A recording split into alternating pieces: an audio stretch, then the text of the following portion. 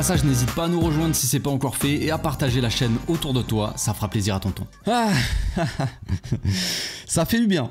Ça fait du bien, le Barça est en finale de Coupe d'Espagne après un match assez tendu. Hein. Cette fin de match, franchement, j'en pouvais plus. J'en pouvais plus, c'était très tendu, une fin de match où on a énormément subi, des joueurs qui qu'on sentait un peu fatigués. Vraiment fatigué, hein. On a fini sur les rotules comme on dit. Même Inigo Martinez qui se tient derrière la cuisse et tout. On a Pedri qui peut plus courir. Vraiment c'était très tendu cette fin de match. L'Atlético Madrid qui a poussé.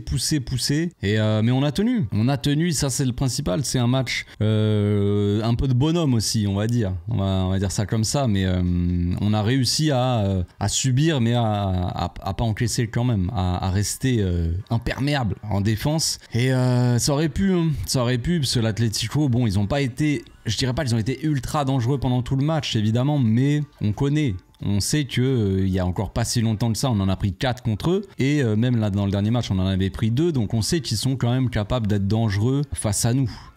C'est une certitude. Nous on savait qu'on pouvait être dangereux aussi face à eux et ils marquaient pas mal de buts. On avait vu la dernière fois, on en a parlé un peu dans l'avant-match en live, on s'est dit, on m'a demandé, est-ce que tu t'attends à un match un peu spectaculaire, un peu comme assez ouvert on va dire, comme les derniers matchs, ou un match assez fermé? Et je m'attendais à un match ouvert dans le sens où je m'attendais à voir pas mal d'occasions, ce que ça joue un petit peu, que l'Atlético se projette en attaque. Bon, ils l'ont pas énormément fait, ils l'ont plus fait vraiment, ils ont poussé en deuxième mi-temps quand il fallait, mais en première mi-temps c'était assez logique. Le Barça aurait dû même mener de beaucoup plus qu'un but, mais voilà, c'était quand même un match assez ouvert. Ça pouvait marquer à tout moment, on va dire, de chaque côté, je pense, enfin surtout en deuxième mi-temps. Bref. Donc, la grosse surprise de ce match-là, c'est la titularisation de Ferran Torres aux dépens de Robert Lewandowski. Dans les derniers matchs, voilà, Robert, il revient bien en ce moment, il marque pas mal de buts. Ferran Torres, généralement, quand il rentre en cours de match, il est plutôt bon. Donc on s'est dit, c'est assez pas étrange, mais étonnant, disons, voilà, de voir ça. On s'est dit, bah, dans l'avant-match, hein, dans le live, on s'est dit quand même, voilà, Ferran Torres, Flick, il les a portés, disons, pour bench. Robert Lewandowski, ton attaquant titulaire, dans un match comme ça aussi important, il faut avoir confiance en soi, et je pense que de toute façon c'est ce qui se passe. Il a confiance en ses choix et le grand bien lui a fait, parce que Ferran Torres, le Tiburon, le GOAT a marqué le seul but de la rencontre sur un caviar de Lamine Yamal. Lamine qui a sorti un match, je dirais quand même assez monstrueux. Franchement, des actions en veux-tu, en voilà, des passes dans tous les sens, des dribbles. Encore une fois, enfin, on est habitué à voir des matchs de Lamine qui sont très bons dans le danger qu'il apporte. Bon, des fois, il state pas trop. Il crée beaucoup, mais il fait des différences. Et des fois, il va pas marquer ou pas faire de passe D. Surtout marquer où il marque un peu moins de buts, mais c'est pas grave. Rien que son apport, en fait, il est assez monstrueux sur les types, parce que c'est un danger constant pour les adversaires. Et qui marque ou pas, il y en a qui se concentrent là-dessus, qui se concentrent sur les statistiques et qui se disent, ouais, Lamine, c'est pas si fou, parce que cette saison, évidemment, pas forcément les supporters du Barça, mais en général, vous savez, maintenant, le football, c'est quasiment que vu par les stats, quoi. Et Lamine Yamal, c'est un joueur de football, tout simplement. On a des joueurs de football dans notre équipe. Un mec comme Pedri, un mec comme Lamine, tu t'allumes ta télé pour les regarder jouer. Pas les regarder stater, tu vois. Je m'en fous, moi, des stats. C'est bien s'ils marquent, s'ils font des passes D, évidemment. Mais avant tout, c'est un plaisir. C'est un plaisir de les voir manier la pelota. Donc Lamine qui a été un danger constant, qui a martyrisé le pauvre Reinildo en première mi-temps.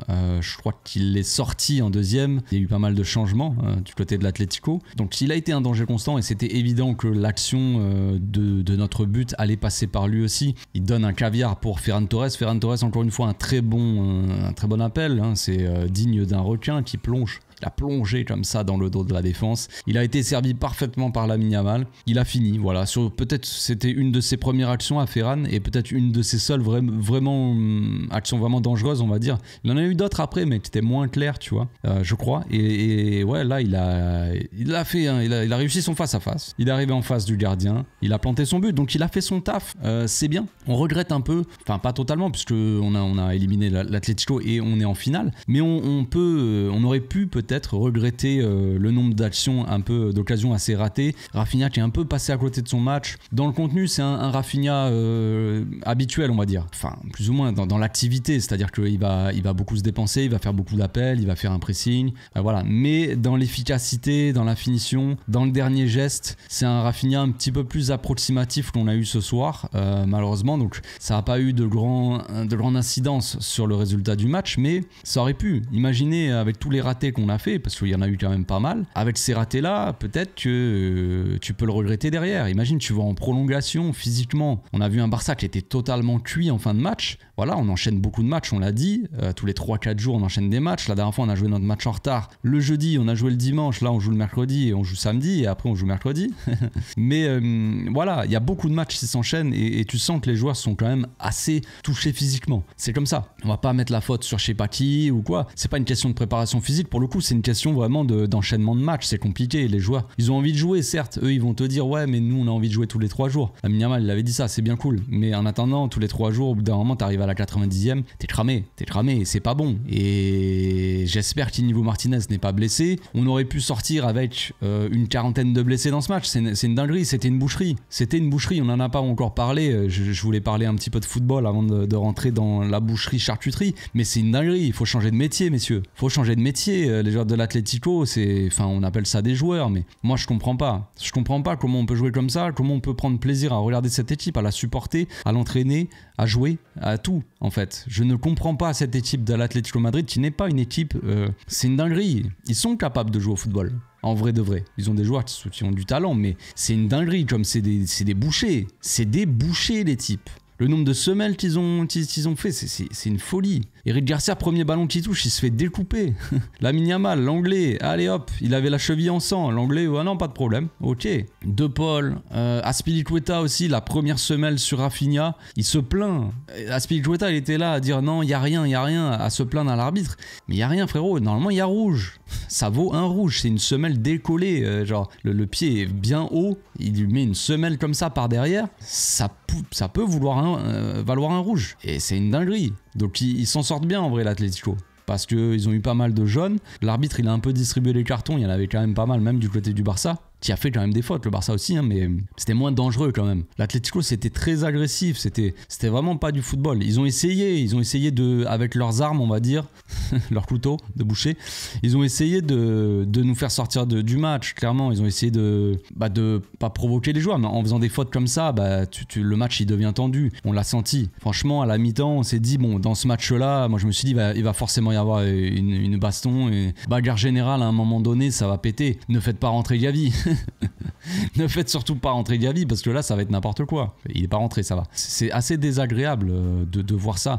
Et ce qui est assez désagréable aussi, c'est de voir donc une équipe de l'Atlético Madrid qui découpe les joueurs du Barça et qui sont là à dire mais il y a rien. Et des fois tu les touches à peine, tu les pousses, ils tombent par terre, ils hurlent et ils sont là, c'est bon les gars. C'est tellement désagréable. C'est un truc, moi c'est une des choses dans le football que je déteste le plus en fait, qui m'énerve le plus. C'est vraiment ça. Et les supporters derrière, qui crient au scandale au moindre truc. Ils ont crié au scandale. Pedri, il a fait une main, il avait la main complètement collée au corps. Il a le coude comme ça, genre. Il a le coude collé au corps, il prend la main là, tu sais, le ballon. Son bras, il est collé, genre. Et ils sont là, main, t'as tous les supporters, ils sont là en train de hurler. Alors je sais bien que c'est le football, c'est comme ça. Mais c'est trop, eux, c'est vraiment à un degré beaucoup plus élevé. C'est insupportable. Bref. L'important est ailleurs, le Barça est qualifié comme on l'a dit, finale, classico, encore une fois. Alors on a affronté 50 fois l'Atlético Madrid, on va affronter 50 fois le Real Madrid, enfin en vrai 4 fois chacun. Il y a beaucoup de gros matchs, déjà c'est des saisons assez longues, en plus on continue en Coupe du Roi, on a les Supercoupes, on va loin peut-être en Ligue des Champions aussi, pour le moment on est encore en course. Donc ça fait quand même beaucoup de matchs et en plus de ça t'as quand même des grosses affiches. Tu joues 4 fois le Real et 4 fois l'Atlético Madrid dans la saison, ça fait beaucoup les gars. Donc il y aura une finale le 26 avril. C'est dans pas si longtemps que ça au final. Et voilà, on verra comment ça va se passer. Le Real Madrid qui a eu un peu de mal contre la Real Sociedad hier. Le Barça qui a eu un peu de mal contre l'Atlético, mais ça c'est un peu plus logique on va dire. L'Atlético on sait qu'il nous pose des problèmes. On sait que c'est une équipe un peu chiante à jouer, que voilà ça défend beaucoup, c'est très agressif. Mais quand même le Barça dans l'ensemble sur ce match-là a été quand même supérieur. Même si les 20 dernières minutes on a subi de fous de fou. Physiquement, on était tués, tout ça, on pouvait pas faire beaucoup plus que ça. Mais dans l'ensemble, on a quand même été bien supérieur et on a fait une très bonne première mi-temps en se procurant pas mal d'occasions. Mais comme je l'ai dit, il y a eu un manque d'efficacité. On reviendra demain sur tout ça avec une analyse. Moi, je vais faire l'analyse demain. Je ferai la FAQ plus tard, je pense. Quoique le match, c'est samedi. Bah, demain, je sortirai alors un mélange, mix. Pour le plaisir de ceux qui aiment bien les longues vidéos. Donc ça sera une analyse assez courte, les gars. Je vais pas analyser 50 séquences et faire trop long. Je vais essayer de prendre quelques séquences pour montrer un petit peu voilà, ce qui s'est passé dans le match, ce qui m'a plu, tout ça. Et puis après la FAQ. Donc je vais mettre sur Instagram en story une boîte à questions. Vous pouvez aller me poser des questions. J'essaierai d'en prendre un maximum dans la vidéo de demain. Je vous souhaite une très bonne soirée, les gars. Profitez bien de cette victoire. Encore une victoire, hein, parce que rappelez-vous qu'en 2025, pour le moment, le Barça n'a pas perdu un match. Bonne soirée à tous. Ciao.